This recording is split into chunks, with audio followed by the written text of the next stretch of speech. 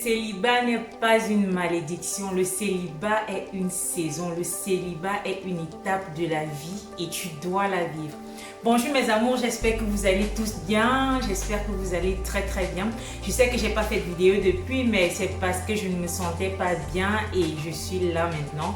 On va recommencer, on va reprendre où on s'est arrêté. Voilà, on va reprendre où on s'était arrêté. En tout cas, j'espère que de votre côté, ça roule. J'espère que tout le monde se porte bien. Aujourd'hui, on va donc parler du célibat. Le célibat, une malédiction. Le célibat, comment le vivre. Le célibat, comment le prendre. C'est ce qu'on va aborder aujourd'hui dans notre vidéo.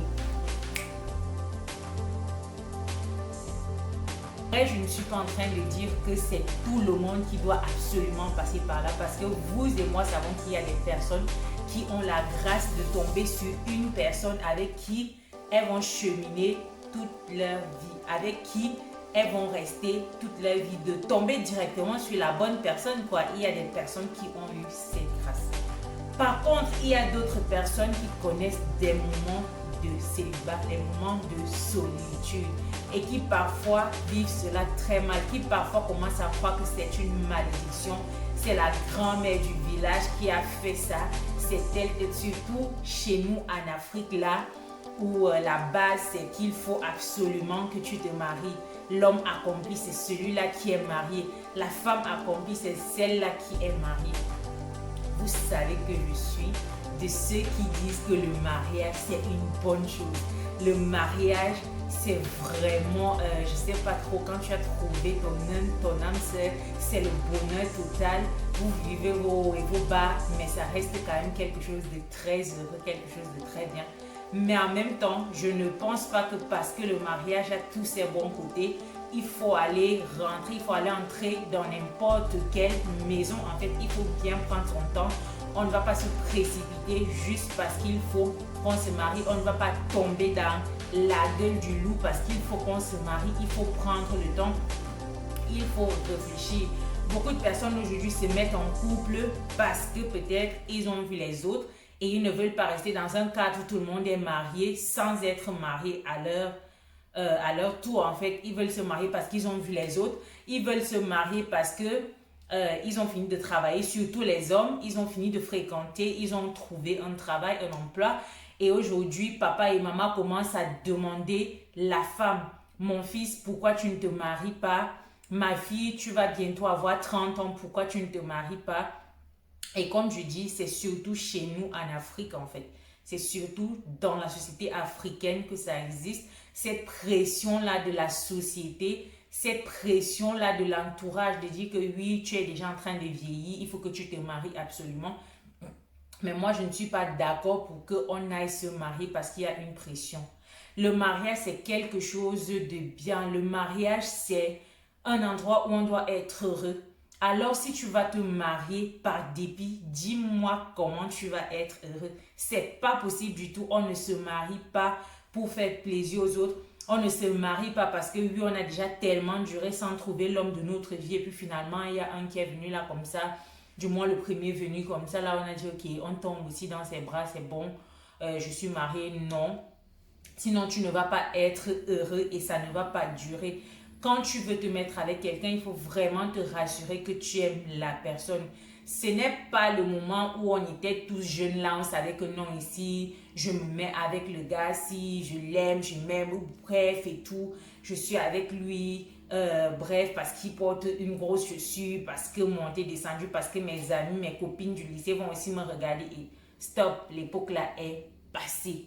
L'époque où on fait plaisir aux gens est passée. L'époque où on veut ressembler à franchement, on grandit et il faut vraiment savoir ce qu'on veut pour notre vie. Il faut savoir ce qu'on veut en fait.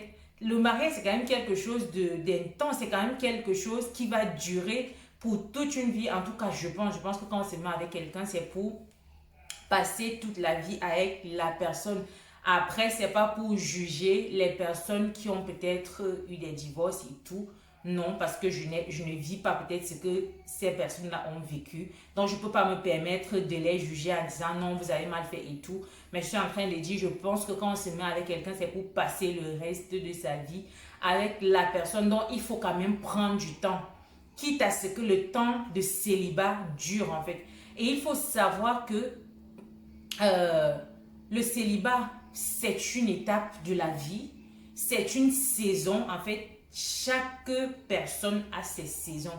Il y a ces personnes-là qui à un moment de leur vie vont vite se marier. Il y a d'autres personnes qui vont arriver jusqu'à 30 ans sans être mariées. Et d'ailleurs, j'ai vu quelque chose sur les réseaux sociaux ces jours, une image qui disait mieux vaut se marier tard avec la bonne personne au lieu de se marier tôt avec la mauvaise personne. C'est trop vrai. Arrêtons de nous mettre la pression, arrêtons de nous dire que quand j'ai fini de fréquenter, j'ai trouvé un emploi, il faut absolument que je me marie et tout. Prends ton temps, il faut bien faire les choses, il faut se mettre avec une personne qui nous plaît, une personne, c'est très important, une personne avec qui on s'entend. Bref, vous comprenez ce que j'ai envie de dire, ça ne sert à rien de courir, de se précipiter. Et d'ailleurs, Dieu n'est pas dans la précipitation. Arrêtez de vous mettre dans l'urgence d'être avec une personne. Prenez votre temps, retrouvez-vous seul. Et je dis toujours, je l'ai déjà dit dans une de mes vidéos, on ne peut pas être heureux avec une personne si on n'est pas heureux tout seul. Apprenez à être heureux tout seul. Apprenez à faire des choses seul. Sors, va manger seul, va au cinéma seul, va faire tes ongles seul, bref. Et en même temps, ne pensez pas que parce que vous allez être avec une personne, vous allez forcément tout faire avec la personne. Je ne pense pas que les gens qui regardent ces vidéos et qui sont déjà mariés là, vous faites tout avec vos conjoints, non, avec vos partenaires. Non, donc, pour dire que tu dois apprendre à vivre seul, sinon tu ne pourras pas vivre heureux dans un mariage parce qu'il y aura des moments où cette obligation-là de vous séparer va venir à vous. Il faudra absolument que vous vous séparez, peut-être parce que ton conjoint aura une mission, il va devoir voyager et tout. Vous partez au travail, si chacun de vous va qu'à ses occupations en journée, c'est clair que vous n'êtes pas ensemble. Donc honnêtement, tu vas être seul. Qu'on ne se montre pas, même si tu es marié, il y a des moments où tu vas te retrouver tout seul. C'est pour ça que c'est important d'accepter le célibat, en fait, de ne pas vivre le célibat comme un fardeau, de ne pas vivre le célibat comme une malédiction et de ne pas gérer les pressions que les gens vous mettent. Ce n'est pas ces personnes-là qui vont vivre avec la personne. C'est vous qui allez vivre avec la personne que vous choisissez. Donc, quand vous choisissez quelqu'un, rassurez-vous que cette personne que j'ai choisie, c'est parce que je suis convaincue que c'est la bonne personne. C'est parce que je suis convaincue que oui, je veux passer le reste de ma vie avec la personne. Ça ne sert à rien de prendre en considération tout ce qu'on va vous dire. Ça ne sert à rien de se dire parce que bientôt j'aurai 27 ans, il faut absolument que je me marie. Moi, je ne pense pas qu'on devrait être dans l'urgence en fait. Chaque chose a son temps. Et pour parler de ça, moi je vais vous dire, je prends mon cas par exemple. Moi, je me suis mariée avant mes grandes sœurs. Je me suis mariée avant mes grandes sœurs. Il y a des personnes qui ont même posé la question, tu te maries alors que tes grandes sœurs ne sont pas encore mariées. Mais ce n'est pas une concurrence. Dieu donne à chacun quand il veut et comme il veut. Si Dieu n'a pas décidé que c'est la saison de mes grandes sœurs, je ne vais pas mettre ma vie entre parenthèses parce qu'il faut que j'attende mes grandes sœurs. Non. Et si mes grandes sœurs aussi regardaient toute cette pression-là, je pense que elle se serait mise avec des personnes qu'elle n'aime pas, avec des personnes qu'elle ne considère pas, juste pour éviter le bavardage des gens, juste pour éviter tout ce que les gens allaient dire. De toutes les façons, les gens ont parlé, ça c'est sûr, parce que les gens venaient me voir directement pour dire pourquoi tu te maries avant tes grandes sœurs, est-ce que ça ne te fait pas bizarre et tout. Et je disais, mais non, ça ne me fait pas bizarre. Et je sais que de leur côté aussi, peut-être les gens leur posaient les questions et je connais une particulièrement qui, elle va directement t'arrêter en disant, mais c'est sa vie. En fait, elle se marie parce que oui, c'est arrivé qu'elle se marie. Et moi aussi, j'attends mon moment. Elle va directement te mettre à ta place, quoi. Donc, je pense que c'est plus dans cette humeur-là qu'on doit être. On ne doit pas être là en train de s'apitoyer sur notre sort, se victimiser. Voilà aussi un autre point. Se victimiser parce qu'on est dans le célibat. On ne se victimise pas. Si tu as été avec une personne et que ça n'a pas marché, tu as souffert au sortir de la relation et tout, ne commence pas à dire « Ouais, Seigneur, pourquoi ça m'arrive à moi ?» et tout. Pose-toi plutôt des bonnes questions. Pourquoi à chaque fois il y a des échecs? Pourquoi à chaque fois il y a si? Est-ce que ce n'est pas peut-être mon comportement? Est-ce qu'il n'y a pas peut-être telle chose que je ne devrais plus faire? que je devrais faire. Bref, pose-toi des bonnes questions, arrête de te victimiser. Ça ne t'aide même pas à guérir. Et il faut que tu guérisses avant de te mettre dans une nouvelle relation. Et pour guérir, tu as besoin justement de ce moment de solitude. Tu as besoin de prendre des moments pour toi pour pouvoir guérir. Ça ne sert à rien de finir une relation et de se mettre directement avec une autre personne en disant c'est pour oublier ce qui s'est passé et tout. Je ne veux pas rester seule, je préfère être avec quelqu'un, la personne va me faire oublier et tout. Tu te trompes à toi-même. Et tu trompes la personne. Et je peux te rassurer que ça ne va même pas marcher. Si tu te mets avec quelqu'un comme ça, juste parce que il faut que ça ne va pas marcher, justement, à un moment donné, ça va rater et tu vas encore te dire, Dieu ne me regarde pas, Dieu n'écoute pas mes prières et tout ce qui va avec. Donc, je pense juste que il faut être disposé à recevoir la grâce que Dieu veut nous donner, la grâce de mariage.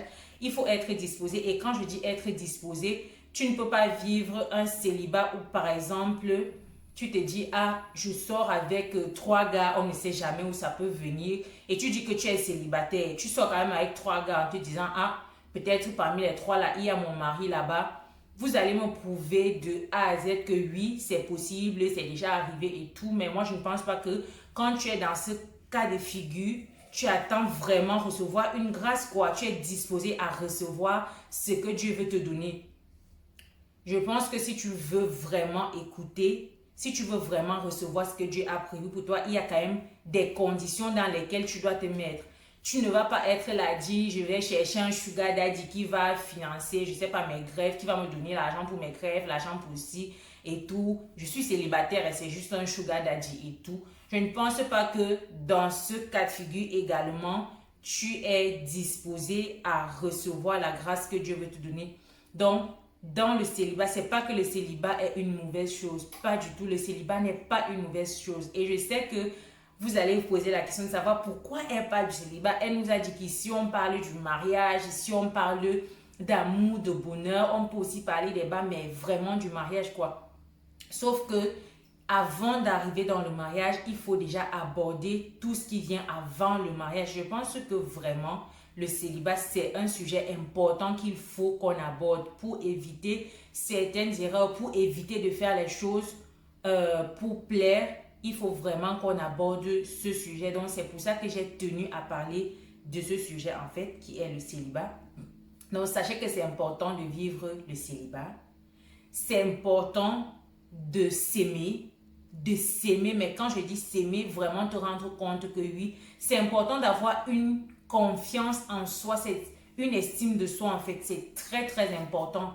Et si tu ne te fais pas confiance, c'est clair que tu vas te dire, ah peut-être c'est parce que je suis laide, qu'on ne me drague pas ou bien que les hommes ne restent pas trop avec moi. Tu vas trouver toutes les raisons du monde pour essayer de justifier ton célibat et tout. Or, tu dois juste accepter et te dire, bah voilà, je suis célibataire maintenant. J'essaie de vivre, j'essaie de continuer ma vie, je me fais belle, je me fais beau. Et quand Dieu voudra, il m'en fera quelqu'un. Après, on ne dit pas que tu dois rester enfermé à la maison en attendant que ton partenaire arrive.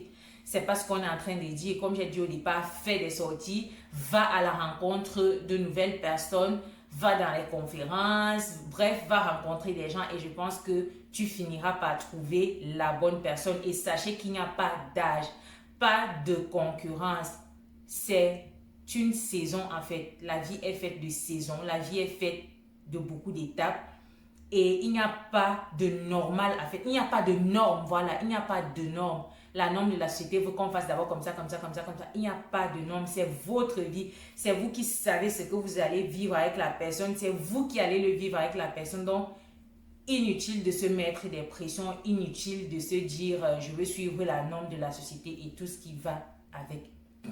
Donc, pour moi, voilà ce qu'il y a à retenir de cette vidéo. S'aimer, confiance en soi, ne pas se victimiser, être disposé à recevoir la grâce du mariage et surtout être heureux pendant ce moment de célibat, se retrouver, faire son examen de conscience, essayer de changer certaines attitudes et surtout prier même pour votre futur mari. Moi, je l'ai appris bien après. Priez pour votre futur mari.